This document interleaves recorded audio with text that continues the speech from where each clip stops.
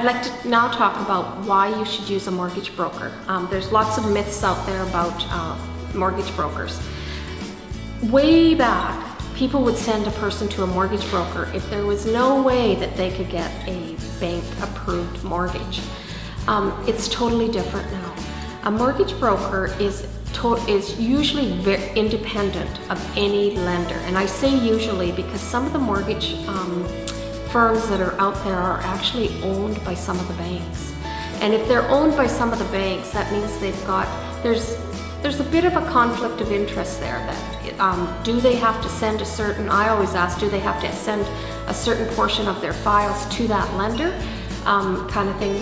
Like, where's the I always like to make sure I know who has owned the brokerage firm, kind of thing. So when people come to me and saying why they should use me, TMG is totally independent of, we are owned by a couple out of Vancouver, I guess more than a couple now, but they were started by a couple out of Vancouver.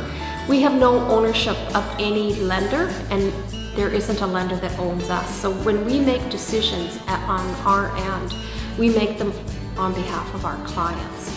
Only our clients. We're not thinking of anything else other than what they are looking for from a service, interest rate, and what type of product. Not everybody is like that. So that's reason number one why you should use a broker, is our responsibility is to our client sitting on the other side of the table. Now, if you do it in comparison to a bank, yes, you're meeting with a mortgage specialist. There's lots of terms out there, but they're not brokers. They're specialists, but they're a specialist for that bank. And when they're sitting across the table and they're being paid by that bank. They have one set of products. And so, yes, you can go in and get approved for a mortgage with them. But the question you should be asking is that the best deal I can get? Are they recommending that product because that's the only product they have? You should be asking those questions. With a mortgage broker, because there's more than 20 lenders out there, we can actually access all of our lenders. And if you have an experienced broker, they know what products are out there and they know where they should be taking you in order to get you the very best deal. Buying a home is usually the biggest purchase a person will make in their lifetime, and you want to make sure you're getting the very best deal.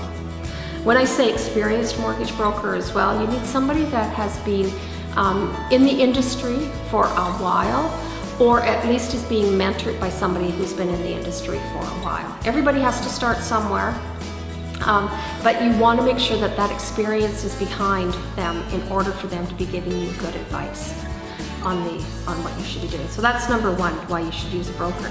Other reasons are access. I work on weekends, I work into the evening. If I know I have a hot deal, and when I say a hot deal, I mean that there's a deadline coming and my clients are a little bit nervous and whatever, they have access to me evenings and weekends.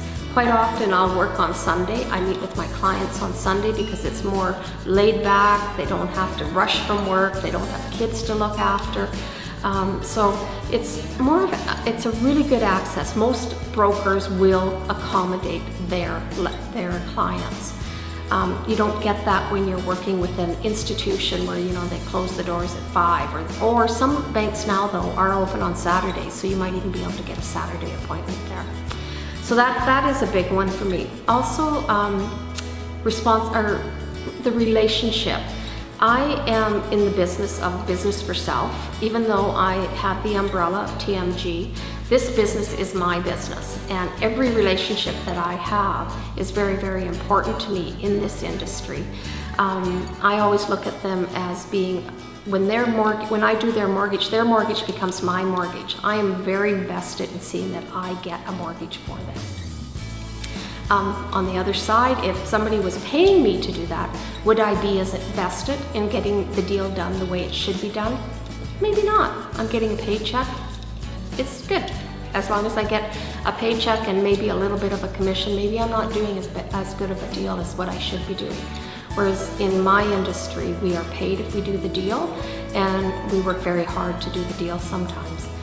And I guess certainly not the last thing, but the thing about me personally is I don't quit very easily. If I believe in a mortgage, if I believe in the people and they're honest with me, I like them to tell me everything up front. I know some people are very cautious about when they talk, but at the end of the day, I only need to disclose to my lenders what is by law needs to be disclosed. But if I know the full picture, I'm able to structure deals in many different ways.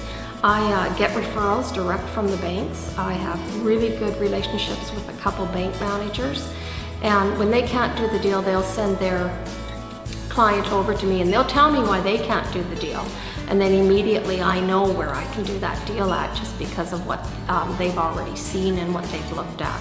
So it's important to me that the people that I work with know that I'm in their court, and that I'm very, very vested. I don't quit very easily. I've had a couple underwriters actually know that if they decline me and it's on a kind of on the line deal.